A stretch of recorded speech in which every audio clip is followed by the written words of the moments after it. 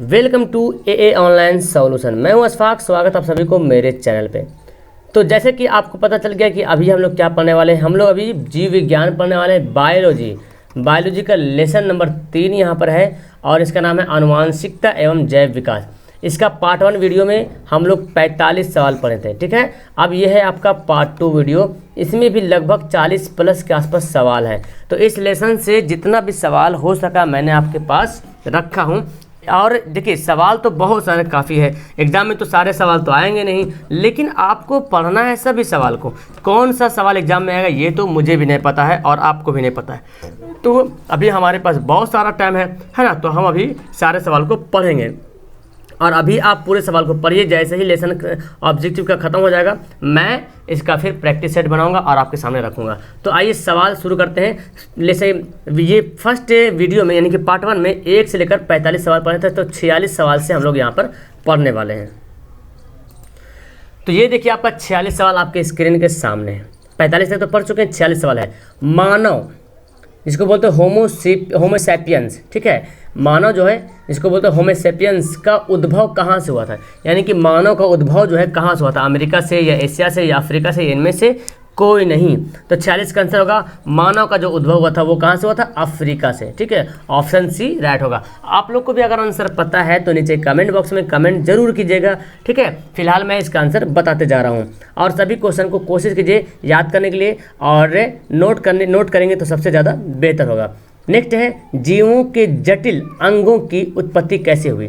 जीवों के जटिल अंगों की उत्पत्ति कैसे हुई, जीनोटाइप से या गुणसूत्रों से या कर्मिक विकास से, इनमें से कोई नहीं। तो 47 का आंसर होगा कर्मिक विकास से। कर्मिक विकास का मतलब क्रम से विकास, ठीक है। बोला जीवों के जटिल अंग, यानी कि जटिल अंग कहने का मतलब जो स्ट्रॉन्ग अंग की उत्पत्ति कैसे हुई, तो इसका आंसर होगा कर्मिक विकास। कर्मिक विकास मतलब लगातार एक क्रम से विकास हुआ। पहले आपका बॉडी का एक एक हिस्सा करके बना है ना, धीरे धीरे बनते बनते पूरा जब पार्ट तैयार हुआ तो उस तरह से उसको बोलते हैं कर्मिक विकास। और उस तरह से आपका बॉडी का जो जटिल जीवों का जो अंग है वो कैसा हो गया, जटिल है, सब एक दूसरे से ज्वाइंट जुड़े हुए हैं, उसको बोलते हैं जटिल। नेक्स्ट है 48 सवाल देखिए। 48 सवाल, नर्मदा घाटी में कौन सा जीवाश्म पाया गया था। नर्मदा घाटी में कौन सा जीवाश्म पाया गया था, ट्राइलोबाइट और डायनासोर कपाल या नाइटिया, ठीक है। तो 48 का आंसर क्या होगा, 48 का यहाँ पर राइट आंसर होगा ऑप्शन यहाँ पे सी होगा, डायनासोर कपाल। ये पाया गया था नर्मदा घाटी में, ठीक है। नर्मदा घाटी में डायनासोर कपाल पाया गया था। नेक्स्ट 49 सवाल देखिए, मानव विकास के अध्ययन के साधन क्या है। मानव का जो विकास होता है उसके अध्ययन के लिए क्या साधन है, उत्खनन या समय निर्धारण या जीवाश्म अध्ययन एवं DNA निर्धारण, इनमें से सभी। तो मानव का विकास कैसे हुआ है, कैसे हो, उसके लिए अध्ययन करना हो तो हमको किस चीज़ के से हम अध्ययन कर सकेंगे, कैसे जान पाएंगे कि मानव का विकास कैसे हुआ है। उत्खनन करेंगे, जिस तरह से आपका राजगीर का ये जो नालंदा खंडर जो निकला था उससे पता चलेगा, या समय निर्धारण या समय देखना पड़ेगा क्या काल था क्या नहीं था, या जीवाश्म का अध्ययन करेंगे, या इनमें से सभी। तो 49 का आपको आंसर पता चलेगा, इनमें से सभी कुछ हमको जानना पड़ेगा, ठीक है। जीवाश्म का भी अध्ययन करना होगा और समय के बारे में जानना पड़ेगा, है ना, उत्खनन के बारे में भी जानना पड़ेगा। तीनों चीज़ को जानेंगे तब आपको यहाँ पे मानव विकास के अध्ययन के बारे में पता चल पाएगा। 50 सवाल है, जीवन की उत्पत्ति किससे हुई। जीवन की उत्पत्ति किससे हुई, अजैव पदार्थ से या प्रोटोप्लाज्म से, या इनमें से दोनों, या इनमें से सभी। तो 50 का आंसर हो जाएगा अजैव पदार्थ से। जीवन की उत्पत्ति किससे हुई, अजैव पदार्थ से। 50 का आंसर क्या होगा, 50 नंबर सवाल का आंसर होगा ऑप्शन हमारा ए हो जाएगा। नेक्स्ट सवाल देखिए 51 है, मेंडल का प्रथम नियम क्या था। मेंडल, जिसको ग्रेगर मेंडल बोलते हैं, है ना, जिन्होंने मटर के पौधों पे अपनाया था, तो जिन्होंने विकासवाद नहीं, मेंडल अलग है ये, ठीक है, जिन्होंने क्रोमोसोम और जीन के बारे में बताया था, तो उनका जो विकास हुआ था, उनका जो नियम था, पहला नियम क्या था, पृथक्करण का नियम था, या मेंडल का स्वतंत्र विन्यास का नियम था, या जैव विकास, इनमें से कोई नहीं। तो जैव विकास का सिद्धांत आपको पता है कि जैव विकास का सिद्धांत किसने दिया, लेकिन यहाँ पर इसका आंसर होगा पृथक्करण का, है ना, पृथक्करण। मेंडल का प्रथम नियम था पृथक्करण। आंसर क्या होगा, ए राइट आंसर होगा। पृथक्करण मतलब अलग अलग, बंटना। नेक्स्ट है प्राकृतिक वर्ण द्वारा जैव विकास का सिद्धांत किसने दिया? देखिए प्राकृतिक वर्ण जो मैं अभी बता रहा था, तो प्राकृतिक वर्ण द्वारा जैव विकास का सिद्धांत जो किसने दिया था? तो इसका आंसर क्या होगा? डार्विन। क्या होगा? ऑप्शन 52 का सी हो जाएगा। ठीक है, डार्विन हो जाएगा। नेक्स्ट 53 नंबर सवाल है, जीवों की उत्पत्ति से पहले पृथ्वी का वातावरण कैसा था? जीव की जब उत्पत्ति नहीं हुई थी तो पृथ्वी का वातावरण कैसा था? पृथ्वी का अपचायक था या उपचायक था या दोनों था? इनमें से कोई नहीं। तो 52 का आंसर होगा अपचायक था। क्या था? अपचायक। आंसर क्या होगा? ए राइट होगा। तो याद रखेंगे, बहुत इंपॉर्टेंट सवाल कि जीवों की उत्पत्ति से पहले पृथ्वी का वातावरण कैसा था? अपचायक था। नेक्स्ट है 54 सवाल है, मेंडल के एक संकरण में F2 का लक्षण प्ररूपी अनुपात क्या था? यानी कि मेंडल ने जो एक संकरण में जो लिया था, तो F2 का जो नाम दिया था उसका लक्षण प्ररूपी अनुपात क्या था? 3:1, 1:2, 3, 9, 3:3, 1, इनमें से कोई नहीं। तो 54 का आंसर क्या होगा? ऑप्शन हमारा हो जाएगा 54 का ए, 3:1। ठीक है, आंसर हमारा क्या होगा? ए करेक्ट आंसर हो जाएगा। नेक्स्ट 55 है, जैव विकासवाद के अलावा डार्विन ने किस पर शोध किया? तो जैव विकासवाद के अलावा जो डार्विन था उनमें उन्होंने किन पर शोध किया? शोध मतलब तहकीक किया, जांच किया। आनुवंशिकता पर या पोषण और पाचन पर या भूमि की उर्वरता बनाने में केंचुओं की भूमिका पर? इनमें से कोई नहीं।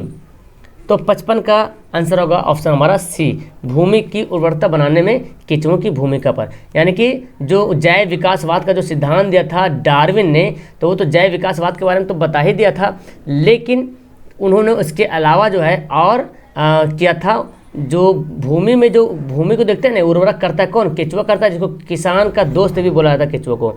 तो भूमि की उर्वरता बनाने में केंचुओं की भूमिका क्या है? तो इसके लिए भी उन्होंने शोध किया था।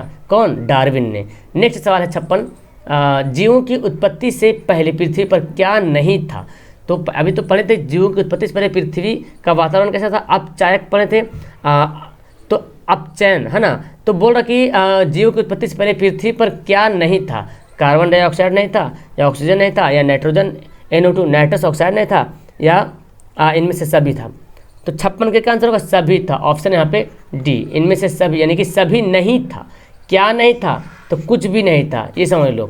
यानी कि जीवों की उत्पत्ति से पहले CO2 भी नहीं था, NO2 भी नहीं था, और NO2 नहीं था, और O2 बोले तो ऑक्सीजन भी नहीं था। ठीक है, तो आंसर क्या हो जाएगा? डी राइट होगा। 57 सवाल देखो, आनुवांशिकी जीव विज्ञान की वह शाखा है जिसके अंतर्गत अध्ययन किया जाता है। आनुवांशिकी जीव विज्ञान की वह शाखा है जिसके अंतर्गत अध्ययन किया जाता है। कौन शाखा है? जीवाश्म इकाइकी, आनुवांशिकता तथा विभिन्नता, जैव प्रौद्योगिकी। तो 57 नंबर सवाल का आंसर होगा ऑप्शन हमारा सी होगा, आनुवांशिकता एवं विभिन्नता। आनुवांशिकता एवं विभिन्नता बोला, आनुवांशिकी जीव विज्ञान की वह शाखा है जिसके अंतर्गत अध्ययन किया जाता है। किसका अध्ययन किया जाता है? तो जाहिर सी बात आनुवांशिकी जीव विज्ञान में आनुवांशिकता का अध्ययन किया जाएगा। आंसर सी राइट होगा। समझ गए? नेक्स्ट है, जीवों में वंशगत गुणों का निर्धारक है। जीवों में जो वंशगत गुण होता है, जो माँ की तरह बेटा होता है, लक्षण दिखाई पड़ता है, बाप की तरह लक्षण दिखाई पड़ता है, उसमें जो गुण आता है, गुण को निर्धारण कौन करता है? ये गुण कहाँ से आता है? किसके द्वारा आता है? जीन के द्वारा आता है, या क्रोमोसोम के द्वारा, या DNA के द्वारा? इनमें से कोई नहीं।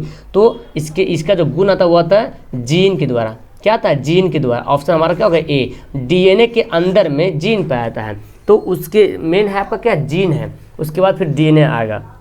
नेक्स्ट आपका है, आनुवांशिकी का पिता किसको कहा था? बहुत इंपॉर्टेंट सवाल है, बहुत यानी कि VVI सवाल है, और बहुत बार एग्जाम में आया कि आनुवांशिकी का पिता किसे कहा था? ग्रेगर जॉन मेंडल, या JB लायमार्क को, है ना, या रॉबर्ट डार्विन को? इनमें से कोई नहीं। तो 49 का आंसर क्या होगा? आनुवांशिकता का पिता कहा था ग्रेगर मेंडल। याद रखेंगे, ग्रेगर मेंडल का पिता आनुवांशिकता को कहा जाता है, और जैव विकासवाद जो दिया था वो दिया था डार्विन ने दिया था। ठीक है, याद रखेंगे। और तो इन्होंने, आपको पता हो, ग्रेगर मेंडल जो मटर के पौधे पे अपनाया था, इन्होंने अपना आनुवांशिक के बारे में। ओके, नेक्स्ट देखिए, निम्न में से किस तरह के जनन से उत्पन्न संतानों में विभिन्नता स्पष्ट रूप से दृष्टिगोचर होती है? निम्न में से जो नीचे लिखा हुआ है, किस तरह के जनन से, किस प्रकार के जनन से उत्पन्न संतान, जो संतान उत्पन्न होगा, उनमें विभिन्नता स्पष्ट रूप से दृष्टिगोचर मतलब स्पष्ट रूप से दिखाई पड़ता है। अलैंगिक जनन जब होगा तब, या लैंगिक जनन होगा तब, या कायिक प्रवर्धन होगा तब, इनमें से सभी। तो 60 का आंसर होगा लैंगिक जनन होगा। कब? जब लैंगिक जनन होगा तब स्पष्ट रूप से दिखाई पड़ेगा। लैंगिक जनन जैसे कि मानव में क्या होता है, लैंगिक जनन होता है तो उसमें से मानव में स्पष्ट दिखाई पड़ता है कि माँ अगर काली है तो उसकी बेटी या बेटा भी काली या काला होगा। ठीक है, तो ये स्पष्ट कैसे दिखा रहा, लैंगिक जनन होने के कारण। ठीक है, ओके। तो नेक्स्ट आप देखिए 61 सवाल है, पीढ़ी दर पीढ़ी जनकों से उनके संतानों में संचारित होने वाला गुण क्या कहलाता है। एक गुण है जो पीढ़ी दर पीढ़ी चलते रहता है। बोलते ना कि बाप दादा से ये मेरा गुण चलते आ रहा, बाप अगर ये काम कर रहा, दादा मेरे परदादा ये काम कर रहा था, अब उसके अंदर जो गुण है कहीं ना कहीं वो गुण दिखाई पड़ता है। दादा का गुण कहीं ना कहीं पोता में आ जाता है ना, पर पोता में आ जाता है, ये दिखाई पड़ता है। तो ये बोल रहा पीढ़ी दर पीढ़ी जनकों से, जनकों का जन्म जो दिया उनसे उनके संतानों में संचारित होने वाला गुण जो कहलाता है क्या कहलाता है, आनुवंशिक या पैतृक गुण, या आनुवंशिकता, जेनेटिक्स या आनुवंशिकी, या उपयुक्त सभी। 63 का आंसर होगा आनुवंशिकता या पैतृक गुण। पैतृक गुण का मतलब पिता का गुण, यूं समझो, है ना, पैतृक गुण। ओके, नेक्स्ट है 62 सवाल देखिए, विकासीय दृष्टिकोण से, विकासीय दृष्टिकोण मतलब विकास के नज़रिए से, ठीक है, हमारी किससे अधिक समानता है, चीन के विद्यार्थी से, चिंपैंजी, मकड़ी या जीवाणु। तो विकास के दृष्टिकोण से देखा जा रहा है तो हमारी किससे समानता है, तो आंसर क्या होगा, चीन के चिंपैंजी से। क्या होगा, चिंपैंजी से। हाँ जी, चिंपैंजी यहाँ पे राइट हो। चिंपैंजी का देखा जाए तो चिंपैंजी अगर आप देखते हैं तो उनका जो हरकत होता है, खाने का, पीने का, चलने का, लगेगा कि एक मानव है, ऐसा लगेगा कि मानव प्रजाति जो पहले इसी की तरह हुआ करता था, लेकिन कुछ अकल होने के बाद सारा अकल मतलब कुछ अकल हो गया तो फिर अपना जो व्यवहार सुधार लिया। तो इसी तरह से पता चलता कि चिंपैंजी जो है मानव के बहुत करीब का दोस्त माना जाने लगा, है ना, समानता दिखता है। तो देखिए मैं यहाँ पे वर्ड को अंडरस्टैंड क्यों कराता हूँ, क्योंकि बायोलॉजी में बहुत ऐसा वर्ड है जो आप अंडरस्टैंड नहीं कर पाते हो। तो इंग्लिश, हिंदी से अच्छा इंग्लिश जल्दी समझ जाएंगे बायोलॉजी में आप, लेकिन हिंदी जो है उसको समझना बहुत जरूरी है, तो आप सवाल ईजी से कर पाओगे। ओके, नेक्स्ट है, निम्न में से कौन सा गुण जैव विकास में मुख्य भूमिका निभाता है, यानी कि जीव का जो विकास होता है कौन सा गुण है जो बहुत मुख्य भूमिका निभाता है, आनुवंशिक गुण या उपार्जित गुण या दोनों या इनमें से कोई नहीं। तो 63 का आंसर क्या होगा, बिल्कुल सही, अनुवांशिक गुण। अनुवांशिक गुण ही होता है जो जैव विकास का जो गुण होता है उसकी जो भूमिका को निभाता है, समझ रहे। नेक्स्ट है ड्रोसोफिला। ड्रोसोफिला के नर में कितने जोड़े समान एक्स गुण होते हैं, तो ये पौधा का नाम है ड्रोसोफिला के नर में, ठीक है, बोला कितने जोड़े समान एक्स गुणसूत्र होते हैं। 64 का जो आंसर होगा ऑप्शन हमारा क्या होगा, डी राइट होगा। इनमें से एक भी नहीं है ना, इनमें से कोई नहीं, ऑप्शन में है ही नहीं दिया, आंसर क्या होगा, इनमें से कोई नहीं। तो यहाँ पे तो ऑप्शन तो दिया हुआ नहीं है, तो सॉरी, ये ड्रोसोफिला एक पौधा नहीं है, ये आपका मक्खी होता है ना, मक्खी के प्रजाति समझ लो है। तो इसमें जो है बोला इनमें से कोई नहीं, मतलब कितने जोड़े समान होते हैं, तो 4 ड्रोसोफिला में सबसे कम गुणसूत्र होता है, उसमें जो है ना टोटल जो है 4 गुणसूत्र पाया जाता है। नेक्स्ट सवाल देखो 65वां सवाल है, अनुवांशिक विभिन्नता का मुख्य कारक है। अनुवांशिक की विभिन्नता का मुख्य कारण क्या, अगर अनुवांशिक विभिन्न हो रहा यानी कि अलग अलग हो रहा है, जो होना, जैसे माँ अगर काली है तो बेटी भी काली अगर है तो ठीक है, लेकिन कभी कभी ऐसा भी होता है कि माँ अगर गोरी है तो बेटी काली हो जाती है, बहुत सा ऐसा होता है ना, या बेटा काला हो जाता है, बेटे वाले मत फूलो आप लोग, है ना, बेटा काला होता है। तो ऐसा जो विभिन्नता आ रहा क्या कारण है, डीएनए के नाइट्रोजनी क्षारकों के अनुक्रम में परिवर्तन, या जलवायु में परिवर्तन, या भौगोलिक पृथक्करण, या इनमें से कोई नहीं। तो 65 का आंसर क्या होगा, ऑप्शन हमारा 65 का हो जाएगा, ऑप्शन है ए, डीएनए के नाइट्रोजनी क्षारकों के अनुक्रम में परिवर्तन, यानी कि डीएनए में कुछ परिवर्तन होना, आनुवांशिक विभिन्नता पैदा हो जाता है। नेक्स्ट 66 सवाल है, क्या है यहाँ पे जो खाली जगह यहाँ पे भरना है, इसको छोड़कर कोई 2 मनुष्य मूलभूत संरचना में पूर्ण रूप एक जैसी नहीं होते, किसको छोड़कर, तो 66 हो मतलब समरूप यमज। ओके, तो यहाँ पे होगा समरूप यमज को छोड़कर कोई 2 मनुष्य मूलभूत संरचना में पूर्ण रूपेण एक जैसे नहीं होते, तो यहाँ पे क्या भरा जाएगा, ऑप्शन हमारा ए भरना यहाँ पे। नेक्स्ट है, विभिन्नता का मुख्य कारण क्या है, विभिन्नता का मुख्य कारण क्या है, समसूत्री विभाजन होना, या असूत्री विभाजन होना, या असमसूत्री विभाजन होना, या इनमें से सभी। तो 67 का आंसर क्या होगा? अर्धसूत्री विभाजन होना।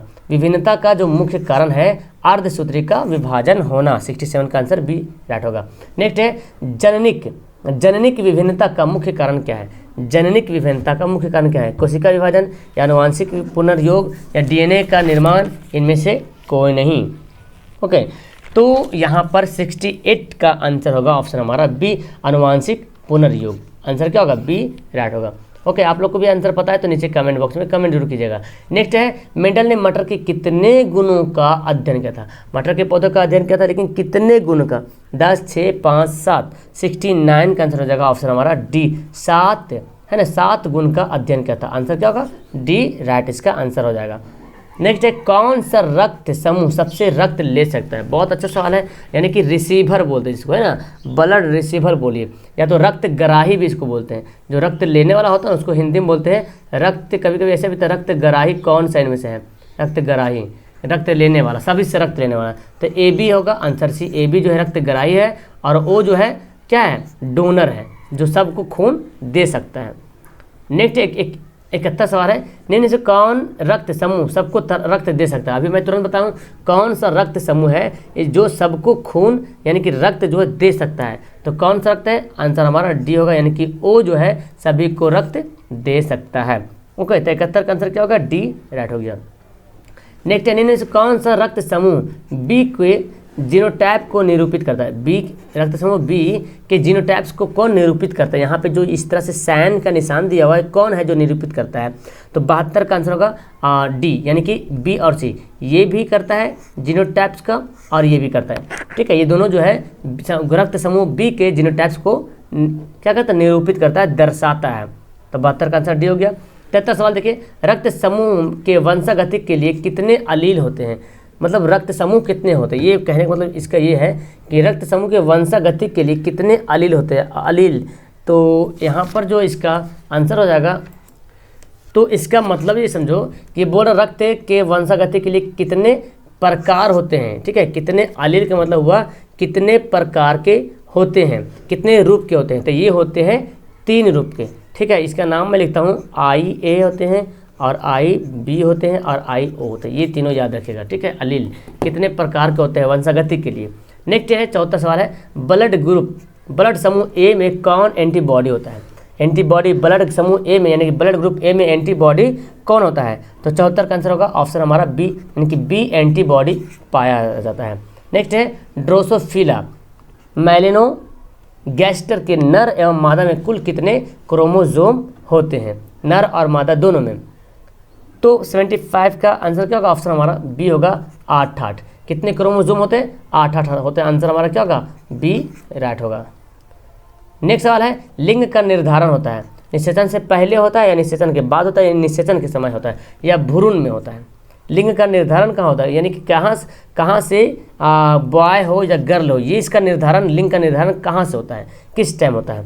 तो 76 का आंसर होगा ऑप्शन हमारा सी, निषेचन के समय। जिस टाइम निषेचन होता है उसी समय जो है लिंग का निर्धारण होता है। ठीक है, नेक्स्ट सवाल है, एक संकरण का पररूपी अनुपात कितना है? तो ये सवाल अभी हम लोग तुरंत पढ़े थे, है ना, इसका आंसर अभी हम लोग तुरंत पढ़े थे। क्या इसका आंसर होगा? 3:1 होगा, है ना, ऑप्शन हमारा 1 राइट होगा। ओके, नेक्स्ट सवाल देखिए 78 है कि द्विसंकर वहाँ पे एक संकर था, अब बोलो द्विसंकर के F2 पीढ़ी में संतति की संख्या कितनी होती है? तो 78 का ऑप्शन देखिए 64, 16, 4, 32। 78 नंबर सवाल का आंसर होगा ऑप्शन हमारा 16, ऑप्शन बी राइट होगा।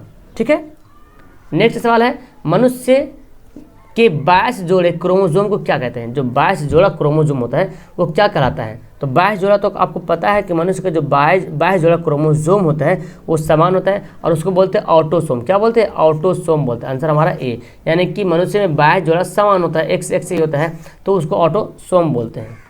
नेक्स्ट है 3.5 अरब पहले पृथ्वी, यानी कितना साल वर्ष दरा 3.5 अरब पहले पृथ्वी की सतह पर कौन से रसायन थे, ये बताना। रसायन कौन सा था? मीथेन था या अमोनिया था या जल था? इनमें से सभी था। तो 80 का आंसर क्या होगा? बिल्कुल सही, इनमें से सभी था, है ना, यानी कि 3.5 अरब साल पहले, अरब बोले 3.5 अरब पहले जो है पृथ्वी की सतह पर कौन रसायन था? तो मीथेन भी था उस वक्त जो है, मीथेन भी था, अमोनिया भी था और जल भी था। आंसर हमारा डी होगा। नेक्स्ट सवाल देखिए, पर्यावरण सर्वप्रथम ऑक्सीजन की उत्पत्ति किस जीव के कारण हुई?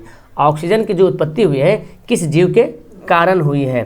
तो इक्यासी का आंसर होगा नीला हरा शैवाल। बहुत इंपॉर्टेंट सवाल है, नीला हरा शैवाल। आप ये देखे होंगे शायद कहीं पानी जमा रहता है, नदी हो या तालाब हो, तो देखे होंगे उसमें हरा हरा जो उस पर काय की तरफ बैठ जाता होगा, पत्ता छोटा छोटा दिखेगा, उस वही है आपका नीला हरा शैवाल। या तो वो नहीं देखोगे तो आप ऐसे भी देखेंगे पानी जहाँ पे जमा रहता है तो हरा हरा टाइप का वहाँ पे कुछ जम जाता है, वो नीला हरा शैवाल है। तो सबसे पहले ऑक्सीजन की उत्पत्ति उसी को माना जाता है। ठीक है, और यहाँ पे देखिए एक लाइकेन नाम का एक पौधा है, जो ये क्या होता है ना, जो अंतरिक्ष पे व्यक्ति जाता है तो इसको ले करके जाता है, वो उससे जो है ना क्या करते हैं उसको, मतलब उससे जो ऑक्सीजन निकलता है और उसकी सहायता से वो वहाँ पे मतलब अपना काम कर पाते हैं, जिंदा रह पाते हैं। नेक्स्ट है, लंबे एवं बौने पौधे के बीच संकरण पर मेंडल F2 पीढ़ी में कितने पौधे मिले थे जिन्हें बौनापन का जीन था पर पौधे लंबे थे? बीज था, मतलब बौनापन का जीन कैसा था? जीन था बौनापन, लेकिन बीज हुआ, लेकिन पौधे हो गए थे लंबे। तो 82 का आंसर होगा ऑप्शन हमारा, यानी कि 2 तरह के 2 पौधे थे। कितने पौधे थे? 2 पौधे थे। ओके, नेक्स्ट 83 सवाल है, मनुष्य का पूरा नाम क्या है? यानी कि मनुष्य का वैज्ञानिक नाम पूछा जा रहा। होमोसेपियन, होमोसेपियन, होमो स्पेनिस, होमोसोपन। ओके, तो 83 का आंसर क्या होगा? ऑप्शन हमारा बी, होमोसेपियंस। यानी कि मनुष्य का वैज्ञानिक नाम क्या है? होमोसेपियंस है। नेक्स्ट है, चूहे के पूंछ पर 21 पीढ़ियों तक किस वैज्ञानिक ने काम किया था? ये मैं पिछला वीडियो में मैं चर्चा किया था, जो लैमार्क था, जो ना ऑप्शन क्या होगा? ऑप्शन हमारा ए होगा यहाँ पे, राइट। और तो सॉरी, इसका आंसर ये नहीं, लैमार्क नहीं होगा, वाइसमैन होगा। क्या होगा? वाइसमैन जी। चूहे के पूंछ पर 21 पीढ़ी तक, यानी कि उसका 21 पीढ़ी तक जो है इसी पे अध्ययन किया था, वाइसमैन। ऑप्शन क्या होगा? सी, राइट होगा। नेक्स्ट सवाल है, पृथ्वी पर विविधता हेतु निम्न में से कौन उत्तरदायी है?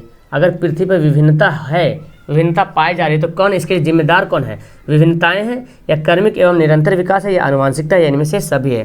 तो 85 सवाल का आंसर होगा ऑप्शन हमारा बी, कर्मिक एवं निरंतर विकास। ऑप्शन हमारा क्या होगा? बी, राइट होगा। तो इतना सारा सवाल पढ़ने के बाद आप बहुत सारा सवाल को आसानी से आपको याद भी हो गया और हल भी हो जाएंगे आराम से।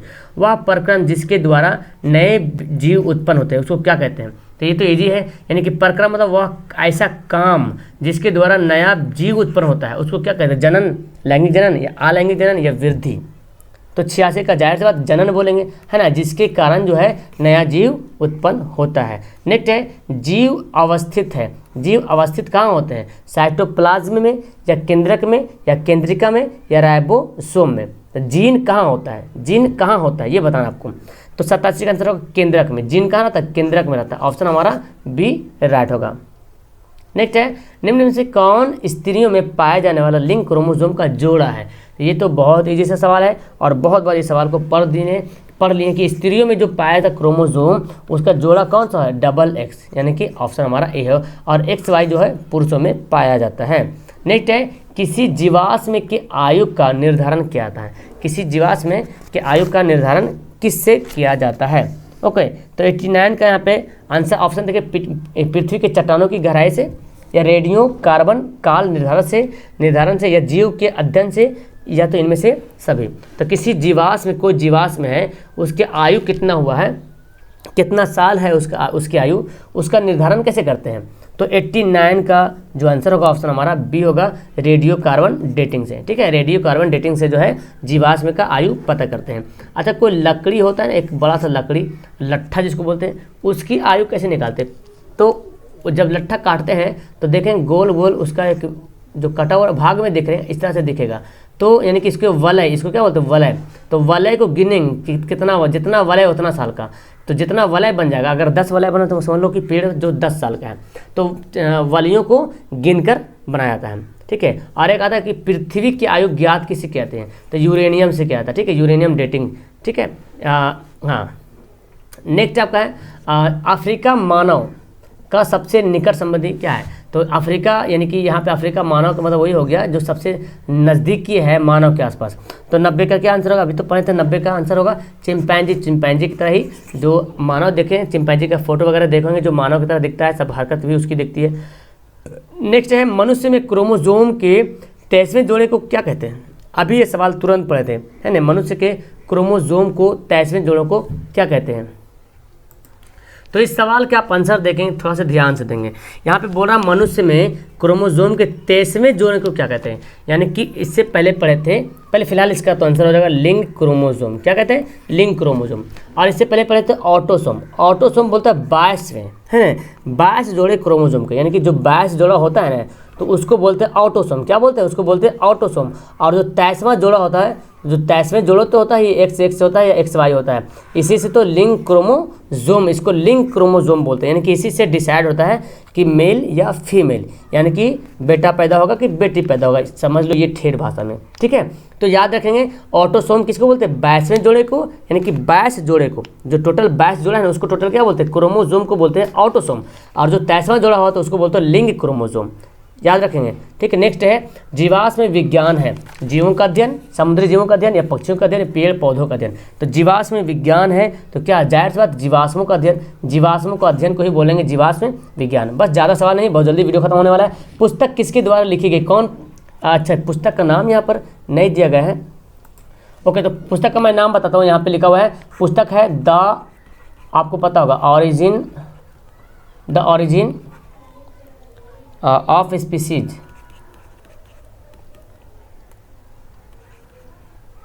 हाँ species, the origin of species, ये किताब है। बहुत इंपॉर्टेंट सवाल है और ऐसे भी आता है। पुस्तक द ऑरिजिन ऑफ स्पीसीज जो है किसके द्वारा लिखी गई, वाइसमैन, लैमार्क, डार्विन या इनमें से कोई नहीं। तो 93 नंबर सवाल का आंसर क्या होगा, ऑप्शन हमारा 93 का हो जाएगा डार्विन, ऑप्शन सी राइट होगा। नेक्स्ट 94 सवाल है, मेंडल ने अपने प्रयोग के लिए बगीचे में उगाए जाने वाले किस पौधे का चयन किया था। तो ये तो बहुत इजी सवाल है, बहुत पहले मैं आपको बताया था, जो बगीचे में जो उगाया था तो वो पौधा था मटर का पौधा, है ना, ऑप्शन हमारा ए राइट हो जाएगा। नेक्स्ट है, लिंग निर्धारण के लिए कौन सा क्रोमोसोम उत्तरदायी है। अब बताओ लिंग निर्धारण किससे होगा, किस क्रोमोसोम से निर्धारण होगा, ऑटोसोम से होगा या लिंग क्रोमोसोम से होगा या दोनों से होगा। तो अभी मैं तुरंत आपको बताया था कि लिंग क्रोमोसोम कौन है और ऑटोसोम कौन है। ओके, तो ऑटोसोम तो ये दोनों, ये तो ऑटोसोम तो 22 तक है ना, 22 तक जोड़ा, ये तो ऑटोसोम है। लेकिन लिंग क्रोमोसोम है जो 23वां जोड़ा होता है, जिससे लिंग का निर्धारण होता है। वही बोला लिंग निर्धारण किस क्रोमोसोम का होता है, तो लिंग निर्धारण ऑटोसोम, यानी कि लिंग क्रोमोसोम। तो यानी कि सवाल किस तरह से घुमा के देता है, मैं सारे सवाल को आपके सामने रख दिया हूँ। अब आपको हैंडल करना है, कैसे करना है, ठीक है। कीटों के पंख और चमगादड़ के पंख किस तरह के अंग हैं, तो ये याद रखिए, समजात अंग, अवशेषीय अंग, समवृत्तीय अंग, इनमें से कोई नहीं। तो 96 का जो आंसर होगा ऑप्शन हमारा क्या होगा, समवृत्तीय अंग, क्या होगा, ऑप्शन हमारा सी राइट होगा।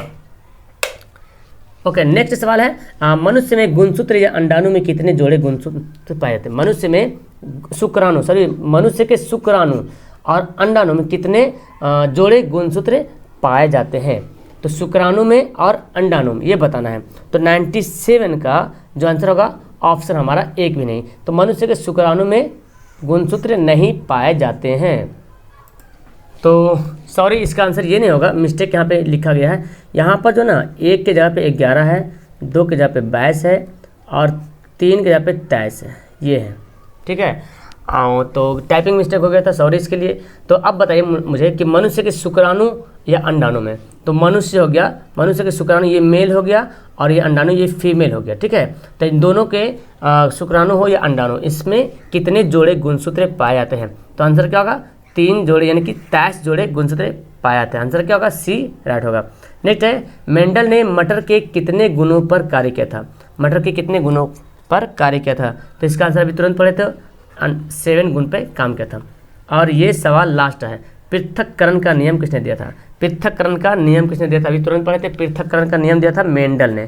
किसने दिया था, मेंडल ने। तो इस तरह से ऑप्शन हमारा ए राइट होगा। और आपका देखिए यहाँ पे 99 सवाल 2 वीडियो में क्लियर कर दिया हूँ। तो देखिए जहाँ जहाँ टाइपिंग कुछ मिस्टेक था, सॉरी इसके लिए, बट आपको क्वेश्चन करना था पूरा, मैंने क्वेश्चन पूरा करा दिया हूँ, ठीक है। आप यहाँ पे देख लीजिए, और इसका अगर PDF मैं भेज दूँगा आपको। और PDF का ग्रुप कौन सा है, टेलीग्राम नाम का एप्लीकेशन डाउनलोड करो और वहाँ पे सर्च करो AA ऑनलाइन सॉल्यूशन PDF।